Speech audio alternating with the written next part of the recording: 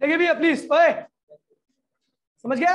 Yield point मतलब आप बहुत कम स्ट्रेन अप्लाई किया आपने, लेकिन स्ट्रेस क्या हुआ, ज्यादा आ गया। ठीक है भैया, तो यहां पर लिखना growth in strain is much much much greater than growth in stress. ठीक है भैया, समझ गए? फोटो ले लिए भाई, फोटो ले ले।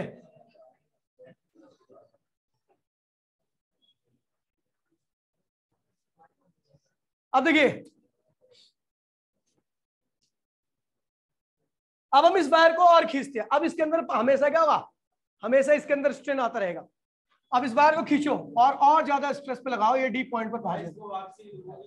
अब नहीं हो सकता, ये खुद के शेप रिगेन नहीं कर सकता, इसकी औकात से बाहर चलेगा। ठीक है, तो अब देखिए भैया, डी पॉइंट पर पहुंच गए। डी पॉइंट पर आप बात कर रहे हैं एट पॉइंट, कौन सा पॉइंट है, चौथा ना, eight point D. D point की बात करते हैं भैया, जब डी पॉइंट पर पहुंचोगे तो इसे कहते हैं ब्रेकिंग स्ट्रेस। क्या कहते हैं, ब्रेकिंग स्ट्रेस। स्ट्रेस मतलब टूटने वाली स्ट्रेस है ए पॉइंट। इसके बारे में दूसरा इसे टेंसाइल स्ट्रेंथ भी कहते हैं। क्या कहते हैं इसे, टेंसाइल स्ट्रेंथ भी कहते हैं। ठीक है, मतलब वायर मैक्सिमम स्ट्रेस इतना ही झेल सकता है, इसके बाद क्या होगा, wire after it wire will break down. इसके बाद वायर क्या होगा भैया, टूट जाएगा। ठीक है भैया, इसे फ्रैक्चर पॉइंट भी कहते हैं। क्या कहते हैं इसे, फ्रैक्चर पॉइंट। ठीक है भैया, ये लास्ट लिमिट है। अब इसके बाद वायर क्या होगा, टूटेगा। ठीक है भैया, अब वायर खत्म हो जाएगा। फोटो ले भाई इसकी।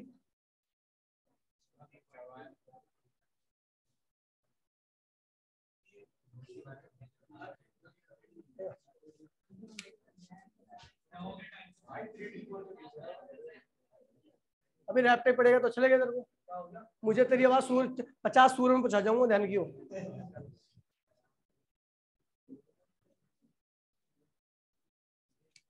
देखिए भैया, अब यहां पर आ गए हैं और ये क्या होगा,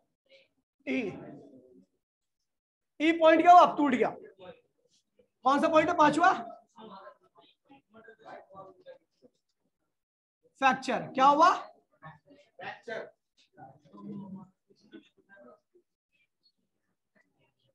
फ्रैक्चर पॉइंट है। ओए, ये फ्रैक्चर हो गया यहां पर।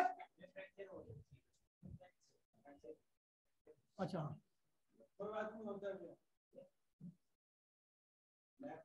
Fracture point. ठीक है भैया, और फ्रैक्चर टूट गया वायर। ठीक है, टूट गया। इस पे आप स्ट्रेन को जीरो, स्ट्रेस जीरो कर दोगे, फिर भी क्या होगा, वायर क्या होगा, wire will break down. Wire अभी भी क्या होगा, टूट ही जाएगा, खत्म हो जाएगा वायर। अब यहीं तक चलना है इसके में। ठीक है भैया, समझ गए? इन सारे पॉइंट को आपको लिखना है, एक एक पॉइंट के बारे में। अभी खत्म नहीं हुई क्लास। ठीक है, अभी इसी ग्राफ के बेसिस पर 3 मटेरियल का हम क्लासिफिकेशन करते हैं। हाँ, अब देखिए भैया, ये ग्राफ ध्यान रखना है। ठीक है भैया, ग्राफ जो है हर एक पॉइंट को आपको ध्यान रखना है, वरना बहुत लंबा चौड़ा लिखवा था मैंने, लेकिन हर एक पॉइंट के केवल मेन पॉइंट्स लिखवाए जो कंक्लूजन आपको पता होने चाहिए। ध्यान दीजिए भैया, फोटो खींच ले। ठीक है, पहला जो पॉइंट है, देखिए पहला मटेरियल जो है, पहला मटेरियल जो है वो डक्टाइल मटेरियल होता है। क्या होता है भैया, classification of material on the basis of stress strain curve. Stress strain curve के ऊपर हमने मटेरियल का 3 तरह का क्लासिफिकेशन कर रखा है। पहला है ductile.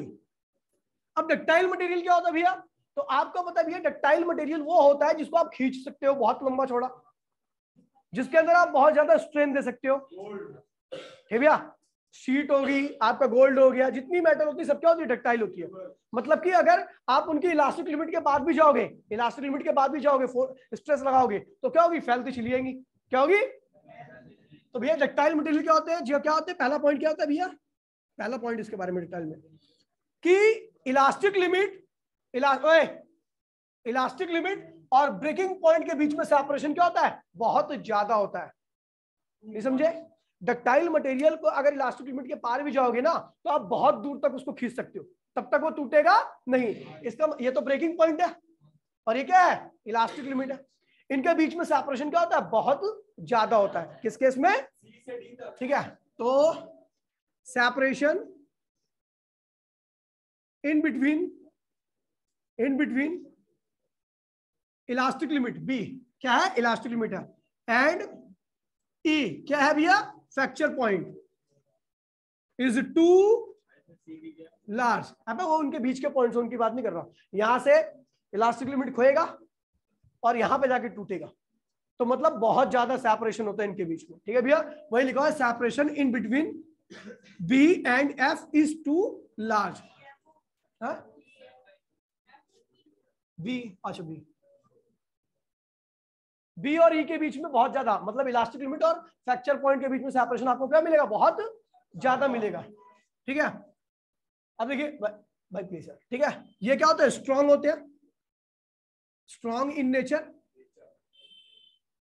Show large plastic range, show large plastic range.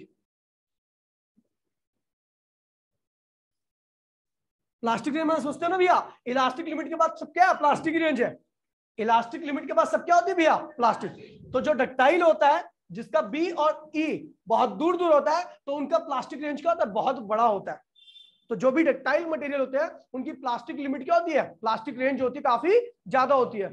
समझ गए भैया? मतलब आप स्ट्रेस लगाते होगे, स्ट्रेन आता जाएगा, लेकिन टूटेंगे नहीं। ठीक है भैया, एग्जांपल में गोल्ड, ठीक है भैया, आयरन, एल्युमिनियम एक्सेट्रा, इन सब का यूज है। ठीक है भैया, और इस प्रॉपर्टी का यूज करते हुए इनका यूज होता है शीट बनाने में, गहने बनाने में, ऑर्नामेंट्स वगैरह में। इस चीज को ध्यान रखना। ठीक है भैया, अगला मटेरियल है ब्रिटल। क्या है, क्या होता है पता है आपको, ब्रिटल, जो जल्दी टूट जाता है, यानी जो जल्दी टूट, तो खींच ली तूने फोटो, खींच।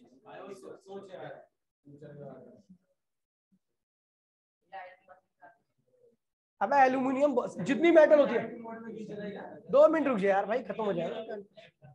एक क्लास छोड़ के दूसरी क्लास लेगा, तेरे को तेरा दिल गवाही दे देगा। अबे यार जल्दी, कितने करा दूं, करा ही रहा हूं बिटू।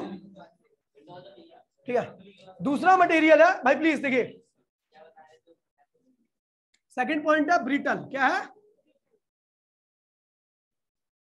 ब्रिटल। अच्छा, ब्रिटल क्या होगा, जैसी मोड़ते टूट जाता है।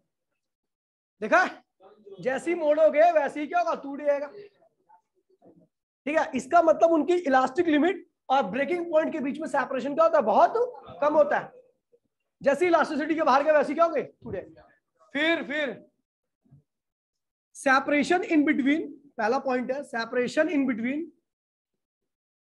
Between elastic limit and breaking point is too small. क्या होगा भैया, बहुत कम होगा। समझ गए, बहुत कम होगा। अगला पॉइंट क्या है भैया, ध्यान दीजिए, अगला पॉइंट क्या कह रहा है। ठीक है, very small plastic range, very small plastic range, मतलब ऐसी ग्रोथ बहुत ज्यादा नहीं होती, थोड़ी सी होती है, टूट जाती है। ठीक है भैया, अब देखिए एग्जाम्पल में, एग्जाम्पल बताइए भैया, ग्लास क्या होगी भैया, ग्रेफाइट, सुना है ग्रेफाइट, ग्रेफाइट ये भी क्या है भैया, थोड़ा सा मोड़ेगा टूट जाता है। पेंसिल की नोक देखिए, पेंसिल की नोक, हो गया। ठीक है भैया, अब लास्ट है आपका इलास्टोमर। क्या है, रबड़ वगैरह की बात होगी। ठीक है, फोटो ले भी, पता नहीं क्या कर रहा है, नहीं भर दूंगा भी तेरे में 2-3 तो अच्छा लगेगा।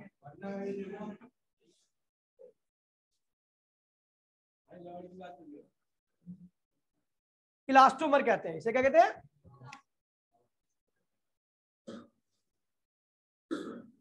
Elastomer.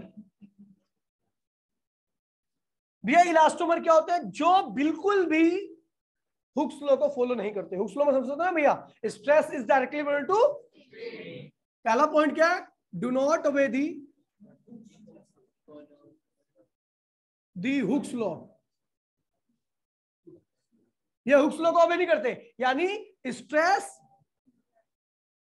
Is not proportional to, यहां पे स्ट्रेन और स्ट्रेस दोनों एक दूसरे के प्रोपोर्शनल नहीं होते।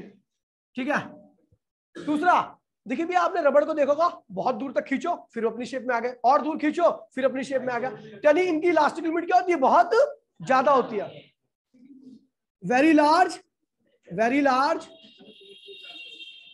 इलास्टिक लिमिट, मतलब बहुत दूर तक अपनी शेप को रिगेन, अब रबड़ को इतना खींचेगा फिर भी अपनी शेप रिगेन कर ले रहा है, इतना खींच फिर भी अपनी शेप को रिगेन कर ले रहा है, इतना खींच, अभी मैं केवल इसकी बात कर रहा हूं, इतना खींच, मतलब जैसे छोड़ेगा वैसे अपनी शेप में आ जाएगा, यानी इसकी इलास्टिक लिमिट क्या होती है, इलास्टिक लिमिट का मतलब क्या होता है, अपनी शेप को रिगेन करना, क्या करना,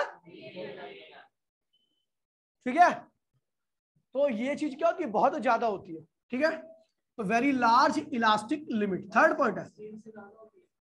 अब रबड़ को खींचते या अपनी शेप में आ ही जा रहा है ना,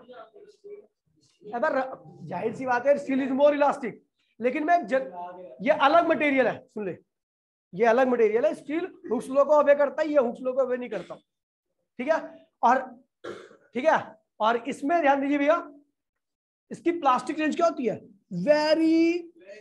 very small plastic range, plastic नहीं समझे, देखिए भैया, आप खींचो छोड़ो अपनी शेप में आ गई, खींचो छोड़ो अपनी शेप में आ गई, खींचो छोड़ो अब, लेकिन थोड़ा और खींच दो रबड़ क्या होती है, टूट जाती है।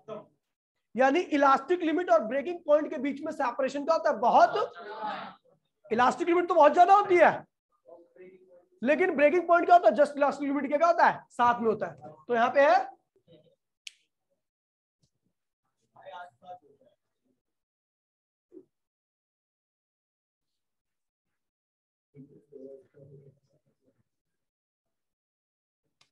4th point, separation in between elastic limit, elastic limit and breaking point। Breaking point क्या होता है भैया, टेंस टू 0, मतलब बहुत पास पास में होता है, ना के बराबर सेपरेशन होता है, समझिए भैया। अब एग्जांपल क्या है इसके, पांचों पॉइंट के एग्जांपल बताइए। रबड़ इसका बहुत अच्छा एग्जांपल है, आपकी नसें वगैरह स्किन वगैरह भी जो होती है ना, स्किन भी काफी ज्यादा हाँ इलास्टोमर है। ओए अब देखिए कुछ ग्राफ है, ध्यान दीजिए भैया, ये स्ट्रेस, ओए ये वाई वाला क्या है, स्ट्रेस है, और एक्स वाला क्या है, स्ट्रेन है। अरे 2 मिनट रुक जा मेरे भाई,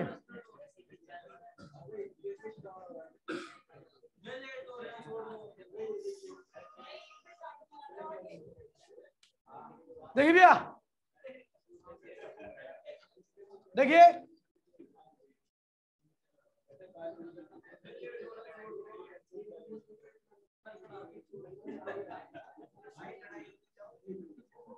देखिए भैया please, which one is more elastic, A और B, which one is more elastic, A और बी, ए, जिसका स्लोप ज्यादा वो ज्यादा इलास्टिक है, जिसका स्लोप कम वो कम इलास्टिक है। Which one is more brittle, A और B, A is more brittle. मैंने ब्रिटल में क्या लिखवाया था कि इलास्टिक लिमिट और ब्रेकिंग पॉइंट के बीच में सेपरेशन क्या होता है, बहुत कम होता है। Which one is more ductile, B, elastic limit और ब्रेकिंग पॉइंट के बीच में क्या है, बहुत ज्यादा सेपरेशन। पहले दूसरे वाले में और तीसरे वाले में अंतर क्या, कहां दूसरे वाले में ब्रिटल और डक्टाइल, अच्छा ब्रिटल और थर्ड वाले में क्या, वो तो डक्टाइल है, difference between brittle and third part. बस सुगर ब्रिटल मतलब होता है मोड़ने पे टूट गया वो ब्रिटल, और जो मुड़ गया है वो डक्टाइल।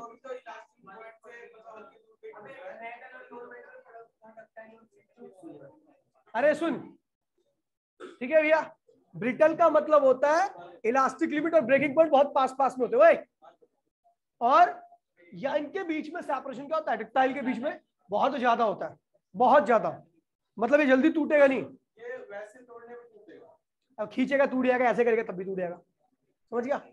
कांच देखा, कांच अबे सुअर बैठिए आराम से, ठीक है। तो ये ग्राफ के बारे में देख लेना, ठीक है। इस ग्राफ को सारा आंसर दे रहा है, ठीक है भैया। मिलते अगली बार में, टाटा बाय बाय, जय हिंद जय भारत।